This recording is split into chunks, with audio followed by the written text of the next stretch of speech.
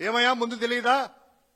జగన్మోహన్ రెడ్డి గారు అసెంబ్లీ సాక్షిగా ప్రజెంటేషన్ ఇస్తూ పవర్స్ ప్రజెంటేషన్ ఇస్తూ పదే పదే మీటింగుల్లో కూడాను ఒక్కొక్క పథకాన్ని అమలు చేయాలంటే ఎంత అవుతుంది, రాష్ట్ర బడ్జెట్ ఎంత, కేంద్రం నుంచి గ్రాంట్లు ఎంత వస్తాయి, కేంద్ర నిధులు ఎంత అనేటువంటి చెప్తా ఉన్నారు కదా. ఇవన్నీ చెప్పినా కూడాను అబ్బో మాకు 45 సంవత్సరాల అనుభవం ఉంది, మేము అన్ని చేస్తాం, మంత్రదండాలున్నాయి, సంపద సృష్టిస్తా ఉన్నారు. అంటే ఈ రోజు సంపద సృష్టి దేవుడెరుగు. ఆంధ్రప్రదేశ్ రాష్ట్రాన్ని ఈ హామీకి అమ్మేయాలంటున్నారు కదా. ఎందుకయ్యా రాష్ట్రాన్ని ఆల్రెడీ మీరు అమ్మేశారు, సగం అమ్మేశారు.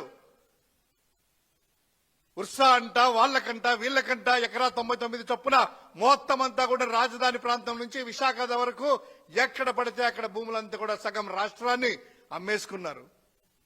అంత అవసరం లేదు.